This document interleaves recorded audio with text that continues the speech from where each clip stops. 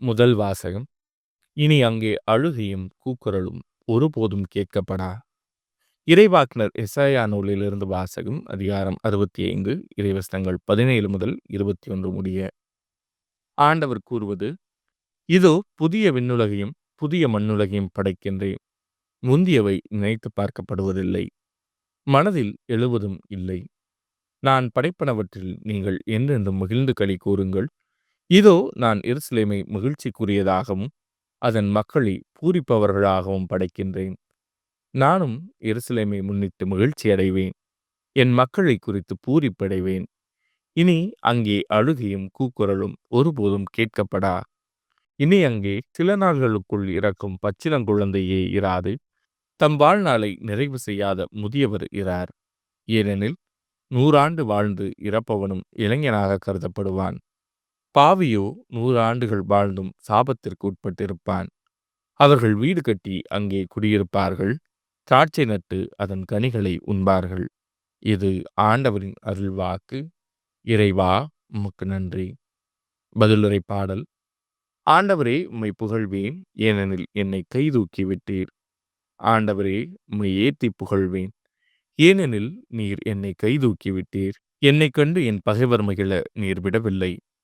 ஆண்டவரே, நீர் என்னை பாதாளத்திலிருந்து ஏறி வரச் செய்தீர். சாவுக்குழியில் இறங்கிய எனது உயிரை காத்தீர். ஆண்டவரே, உம்மை புகழ்வேன், ஏனெனில் என்னை கைதூக்கி விட்டீர். இறை அன்பரே, ஆண்டவரை புகழ்ந்து பாடுங்கள். தூயவராம் அவரை நினைத்து நன்றி கூறுங்கள். அவரது சினம் ஒரு நொடி பொழுதுதான் இருக்கும், அவரது கருணையோ வாழ்நாள் முழுவதும் நீடிக்கும். மாலையில் அழுகை, காலையிலோ ஆர்ப்பரிப்பு. ஆண்டவரே, உம்மை புகழ்வேன், ஏனெனில் என்னை கைதூக்கி விட்டீர். ஆண்டவரே, எனக்கு செவிசாயும், என் மீது இறங்கும். ஆண்டவரே, எனக்கு துணையாயிரும். நீர் என் புலம்பலை களிநடனமாக மாற்றிவிட்டீர். என் கடவுளாகிய ஆண்டவரே, உமக்கு என்றென்றும் நன்றி செலுத்துவேன். ஆண்டவரே, உம்மை புகழ்வேன், ஏனெனில் என்னை கைதூக்கி விட்டீர். நற்செய்தி வாசகம். நீர் புறப்பட்டு போம், உம் மகன் பிழைத்துக் கொள்வான்.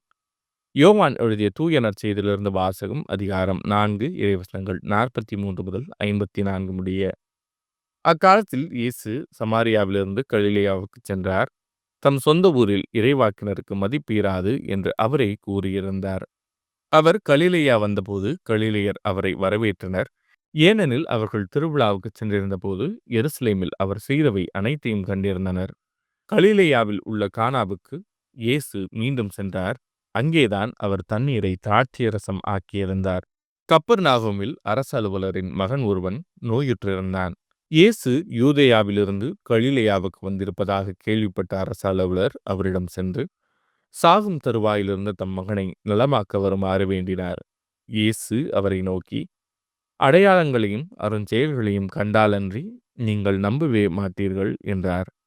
அரசு அலுவலர் இயேசுவிடம், ஐயா, என் மகன் இறக்குமுன் வாரும் என்றார்.